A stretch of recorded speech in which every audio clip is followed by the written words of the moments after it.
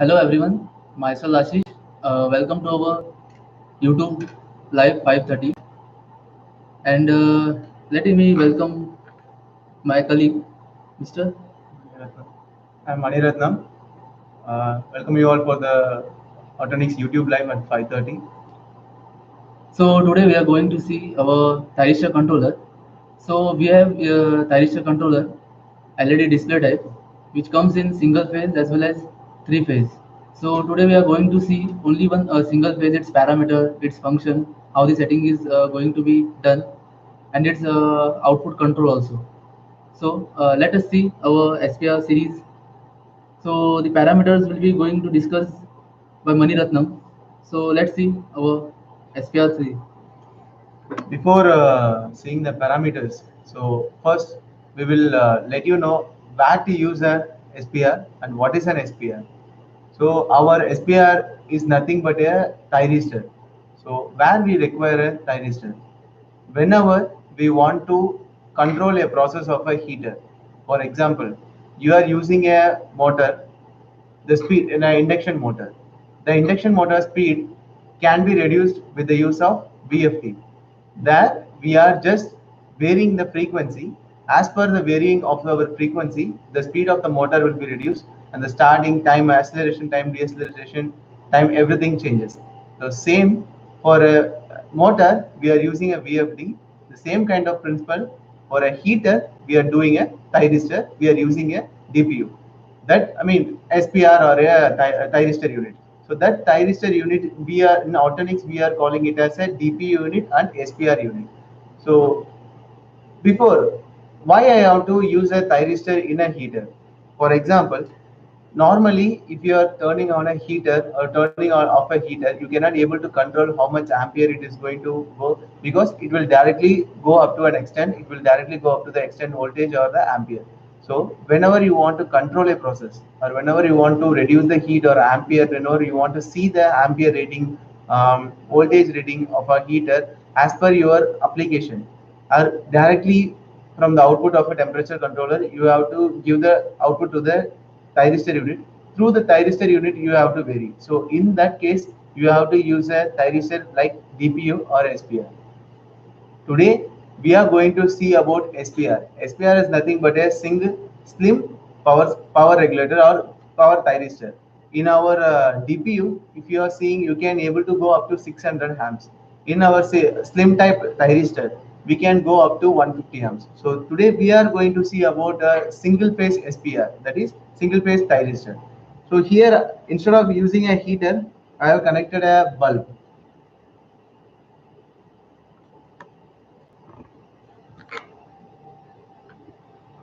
So this is nothing but a, you can consider this as a resistive load. So if you consider a heater is nothing but a resistive load.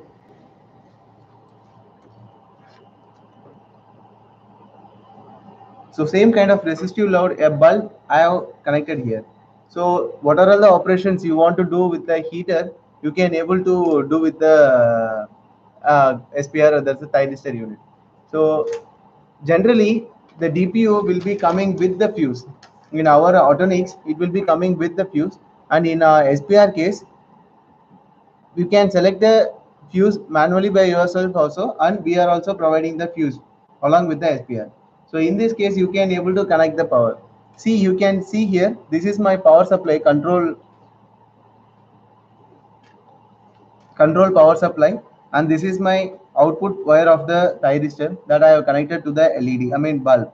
So this power supply I am giving for turning on the thyristor. So two power supply needed. This power supply is for control, and this power supply is for turning on the SPR. And this you can see, this is my power supply for the heater. Consider this, you are connecting a single phase heater. So here you can see the pin diagrams. So here I have connected the power supply, and here I have connected the control out supply, and here I have connected the supply control out, mean that is heater supply, and the neutral is common. And bottom you can see a fan which is for heat sink, for reducing the heat generated by the thyristor. So in upside you can see this is the fan.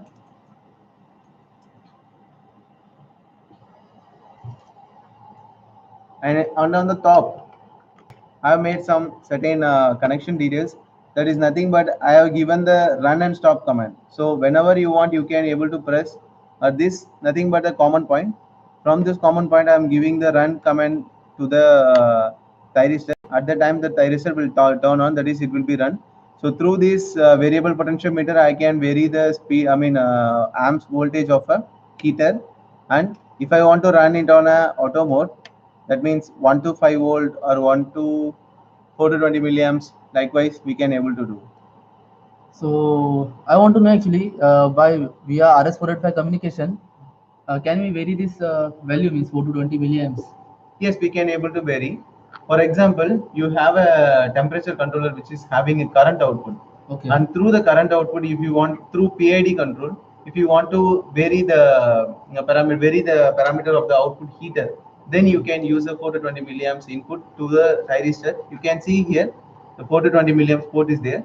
So through the output which is giving from the temperature controller, we can give able to give. So as per your temperature controller, it will be giving the PID output. That PID output you can connect here and you can able to operate. Okay, and this scaling option also we can have. Yes, For scaling option is we can do, but in scaling is nothing but we can able to do the set the alarms. So if you want, you know your heater amp should be 50 amps or a kind of whatever amps it is, whatever the watt of the heater, you can able to set as a limit and you can able to get the output in a alarm. Okay, Can you and see? another question is I do have is via RS485 communication. Yes. You can read parameters Yes. easily, but can we write? Yes, we can able to write, but like write in the sense we can able to give us a run and stop command. Via Like RS485 yes, through communication. RS-485 communication, it is possible. Okay. Because you cannot write a parameter because it's all our voltage or amps driven. So you can able to give the externally you can able to give the supply for this. So everything is external. We can just read the parameters and start and stop alarm functions. We can able to read in the Okay, indications, yes, alarm yes, outputs we yes, can yes, yes, get via RS485 Modbus yes, addressing. yes, Okay, so let us shows parameter settings also as yes, well. yes. Means input whatever we are selecting.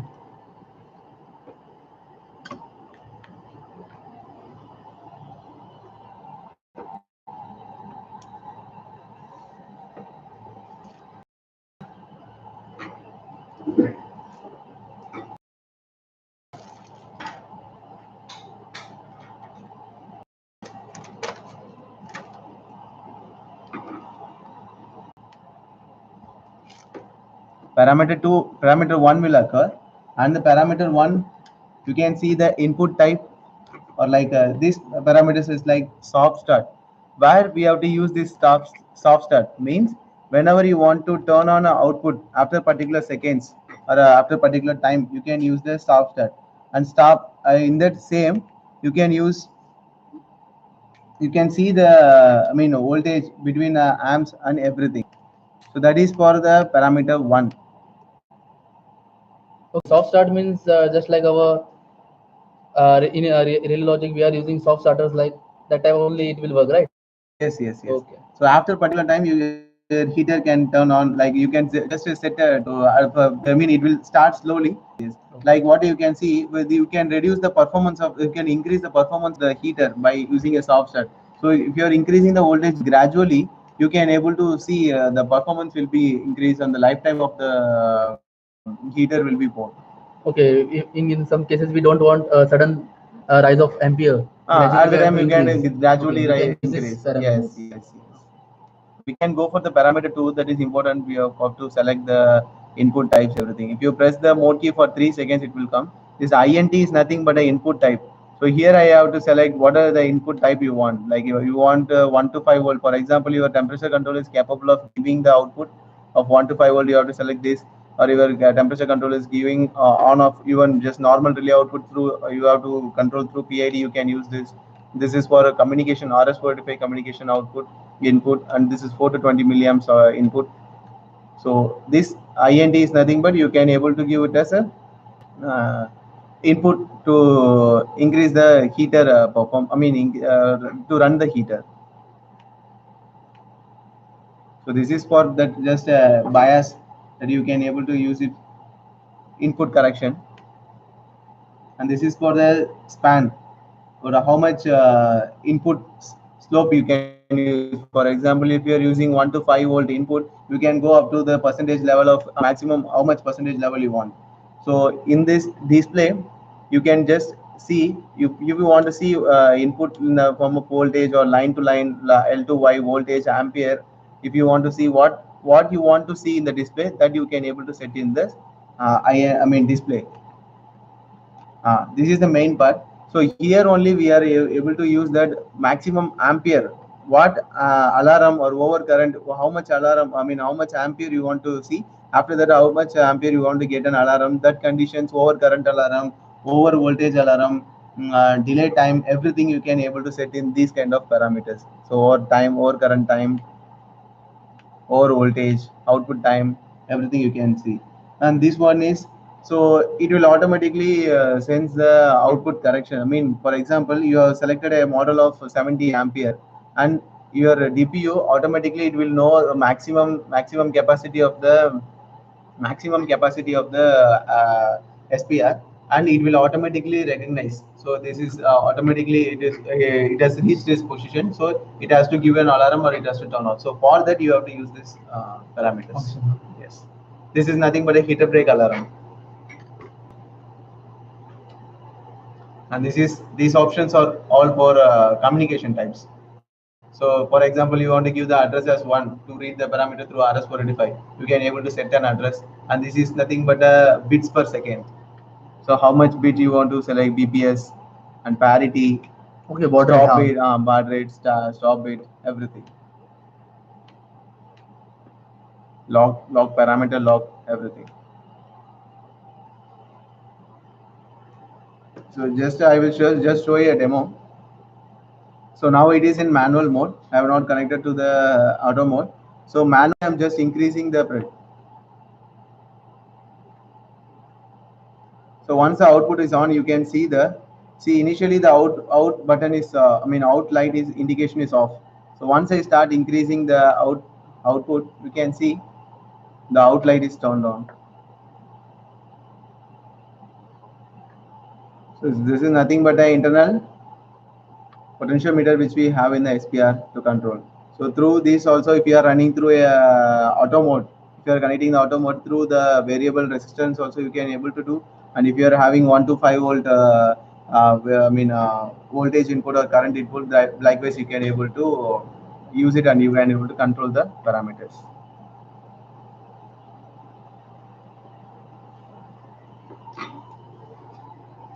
So the same function we will be having in three-phase control Yes, also. yes.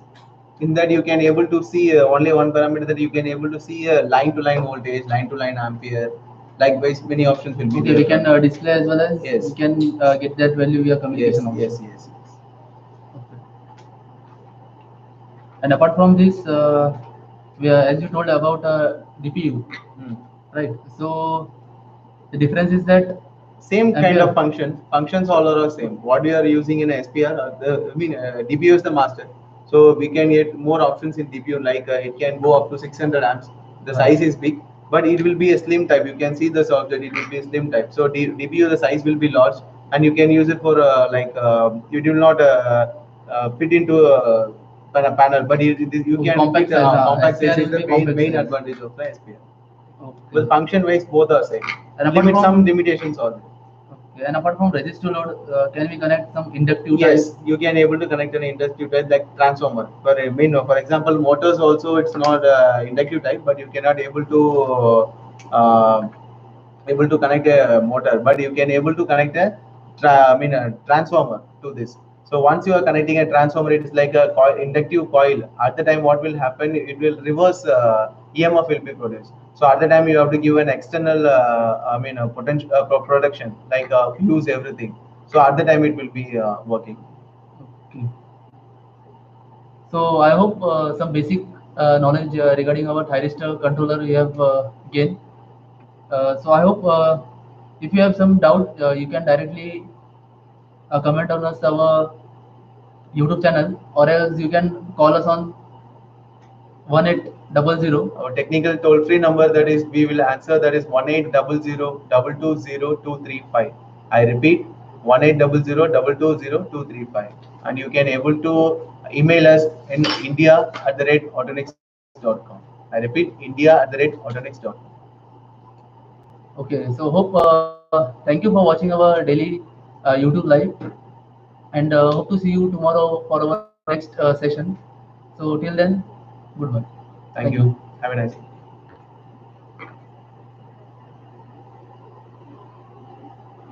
Ji sir, give